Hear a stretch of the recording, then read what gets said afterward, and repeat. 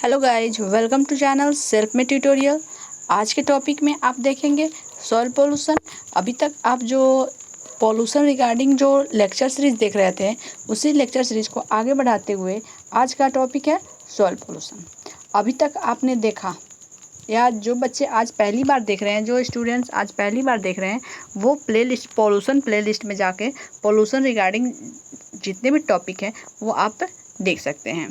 तो हम अभी तक आपने देखा air pollution, water pollution and its type and cause and effects and how to control this pollutant. Okay, तो आज सॉइल पोल्यूशन है, इसमें हम आज पढ़ेंगे। यदि आप पूरे लेक्चर को लास्ट तक देखते हैं, सुनते हैं, तो उसके अंतर्गत आप पढ़ेंगे definition of soil pollution and type of soil pollution and control, cause and effect of soil pollution. Okay, तो चले आगे बढ़ते हैं। सॉइल पोल्यूशन डिफिनेशन, सबसे पहले हम देखेंगे डिफिनेशन के आखिर में सॉइल पोल्यूशन होता क्या है, मृदा प्रदूषण होता क्या है। Soil pollution is any undesirable change in the physical, chemical and biological properties of the soil that adversely affect their productivity. It can be okay. Soil pollution होता क्या है कि किसी भी तत्व में, या ये कहे कि मिट्टी के भौतिक, रासायनिक और जैविक गुणों में जब अनडिजायरेबल चेंज होता है, जो that adversely affect there productivity, जो उसकी प्रोडक्टिविटी पर प्रतिकूल प्रभाव डालती है, उसे कहते हैं, it's called soil pollution. Okay, type of soil pollution, या जो भी एडवर्सली अफेक्ट करता है प्रोडक्टिविटी को, उस बेस पे सॉइल पोल्यूशन मेनली 3 टाइप होते हैं। ओके, चलिए आप यहाँ सॉइल पोल्यूशन देखा आपने, ये आपने देखा डिफिनेशन। अब ये 3 type, negative soil pollution, positive and landscape या थर्ड पोल्यूशन। तो सबसे पहले देखेंगे negative soil pollution, reduction in soil productivity due to erosion and over use. Negative soil pollution क्या है? निगेटिव सॉइल पोल्यूशन यानी कि जब कटाव, यानी कि इरोशन, यानी कि जब जल बहाव के कारण, पानी के कारण ज़मीन का कटाव होता है, या जिस ज़मीन की ज़्यादा ओवर यूज कर लिया जाता है, उस आधार पे मिट्टी की प्रोडक्टिविटी जो होती है वो बहुत ही कम हो जाती है। तो वो होता है निगेटिव सॉइल पोल्यूशन। ओके, चलिए, ये हुआ निगेटिव सॉइल। अब हम देखेंगे positive soil pollution. Positive soil pollution होता क्या है? Reduction in soil productivity due to addition of undesirable substances, industrial waste, faulty sanitation. Okay, अवांछनीय पदार्थ, यानी कि अनडिजायरेबल सब्सटेंस के अलावे औद्योगिक अपशिष्ट, इंडस्ट्रियल गार्बेज, इसके अलावा industrial garbage and faulty sanitation के कारण सॉइल प्रोडक्टिविटी रिडक्ट होता है, यानी कि कम होता है। लैंडस्केप या थर्ड पोल्यूशन, ये क्या है?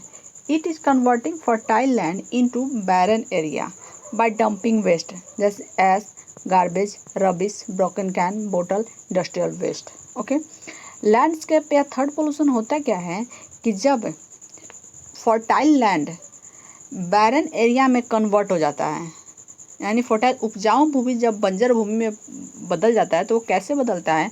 डंपिंग वेस्ट, जब कूड़े करकट डालने से, जैसे कि राख, गार्बेज, रबिश, कूड़ा करकट, ब्रोकन कैंस, जो टूटे हुए कैन होते हैं, बॉटल्स होते हैं, इंडस्ट्रियल वेस्ट। ओके, इन सब को जब हम फेंकते हैं तो फर्टाइल लैंड भी बैरन एरिया में कन्वर्ट हो जाता है। ओके, तो ये एक तरह का ये भी सॉइल पोल्यूशन है। ओके, तो अभी तक आपने देखा definition of soil pollution and what, या ये कहे कि व्हाट इज सॉइल पोल्यूशन और type of soil pollution. There are 3 type of soil pollution, that is negative soil pollution, positive and landscape या थर्ड पोल्यूशन। ओके, अब देखेंगे next topic देखेंगे हम causes of soil pollution. Okay, causes of soil pollution. Soil pollution is the result of different human activities which include soil pollution is the result of different human activities.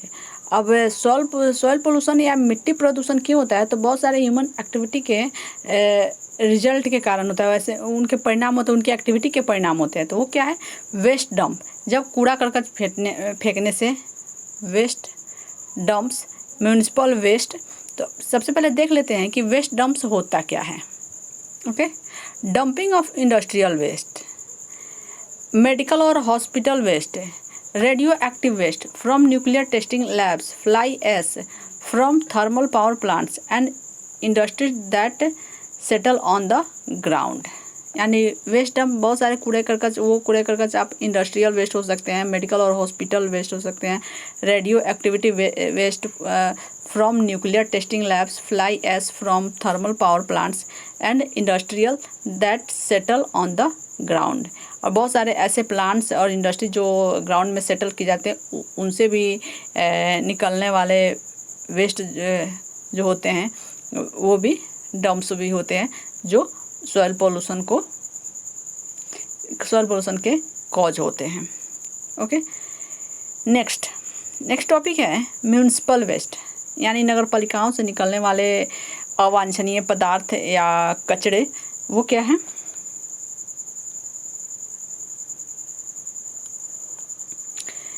Waste it include non biodegradable material like, municipal waste में क्या आता है non biodegradable material like as polythene bags, plastic bottles, glass, chemical needles, glass bottle, variety of pathogens etc.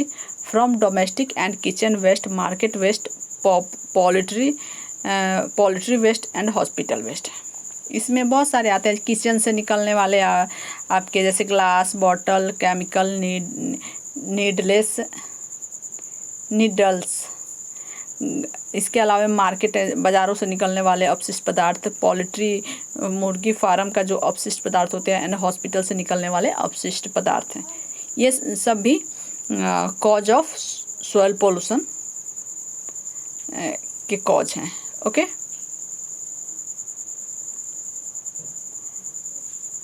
Next topic हम देखते हैं agrochemicals.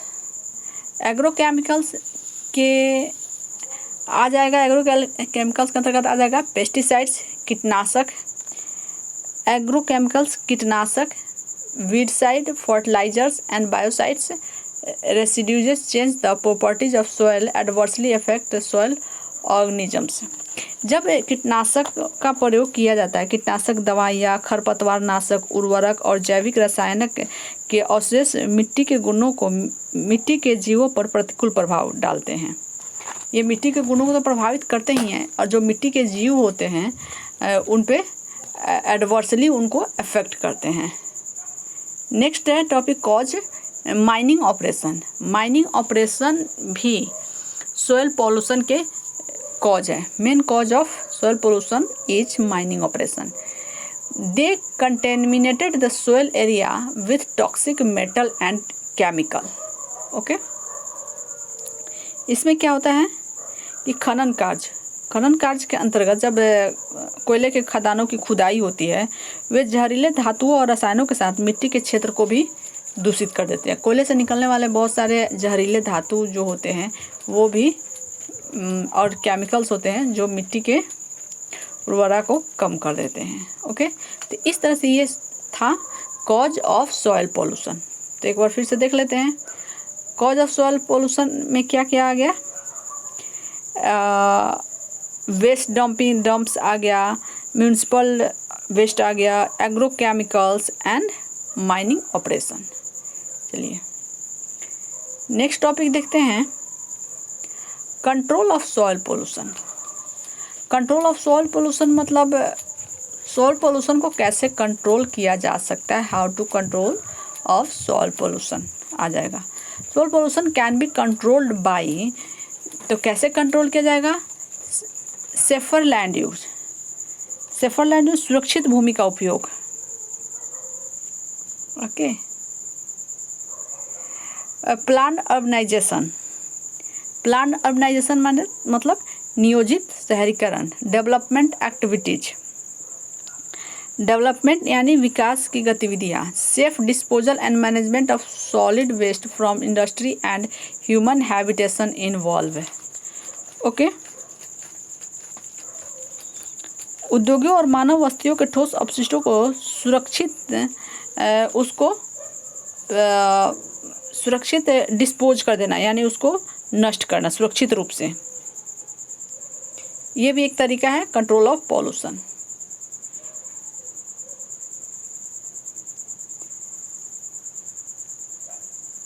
आगे इसके अंतर्गत एक collection and categorisation of waste. सबसे पहले जब हम इसको डिस्पोज करते हैं किसी भी वेस्ट को, तो उसका सबसे पहले कलेक्शन करना है, फिर उसको कैटेगराइज करना है, किस कैटेगरी के अंतर्गत कौन आता है।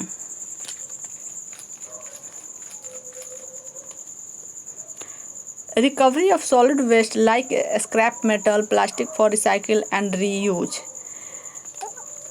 सॉलिड वेस्ट, सबसे पहले हम सॉलिड वेस्ट को, जैसे स्क्रैप मेटल होते हैं, प्लास्टिक होता है, सब फिर उनको रिसाइकल किया जाता है, फिर उनको रीयूज किया जाता है, और उनको हम लोग यदि उनको डंप ना करें, उनको फेंके नहीं, तो फिर इससे क्या होगा कि सॉइल पोल्यूशन को हम लोग कंट्रोल कर सकते हैं इस तरह से।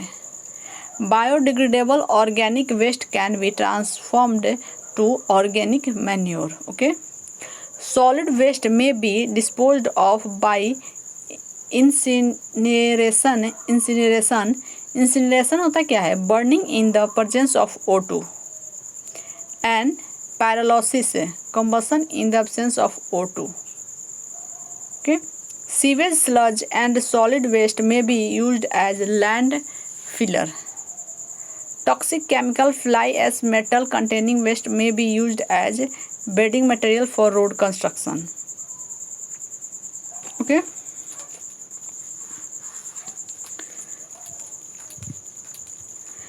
जैसे बायोडिग्रेडेबल जैविक कचरे को जैविक खाद में बदला जा सकता है। ठोस अपशिष्ट का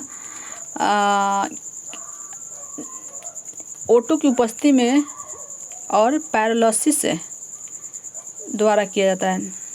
क्या किया जाता है पैरालिसिस द्वारा? इंसिनरेशन मतलब निस्तारीकरण किया जाता है। Sewage sludge and solid waste may be used as land filler. Sewage कीचड़ और ठोस अपशिष्ट का उपयोग भूमि भराव के रूप में किया जा सकता है। इसके अलावा बहुत सारे toxic chemical fly ash metal containing waste may be used as bedding material for road construction, okay.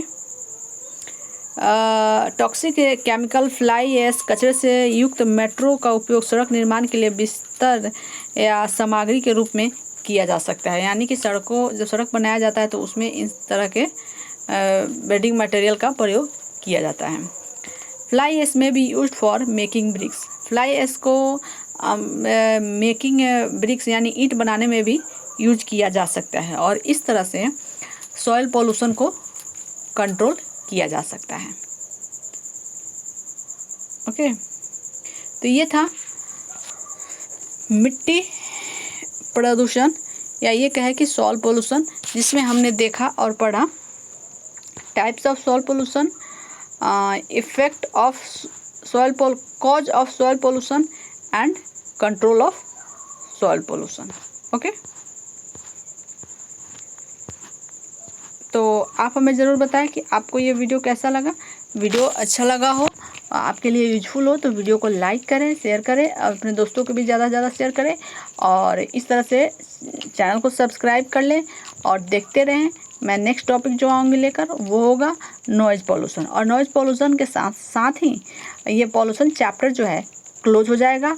और इसमें मैं आपको ऑब्जेक्टिव भी MCQ क्वेश्चन भी लेकर आऊँगी विथ आंसर, ताकि आप कोई भी एंट्रेंस एग्ज़ाम वगैरह की तैयारी करें तो आपके लिए वो हेल्पफुल हो। ओके, तो फिर आप देखते रहिए और वेट कीजिए, मैं फिर से हाजिर होती हूँ नेक्स्ट टॉपिक के साथ। धन्यवाद। Thank you so much.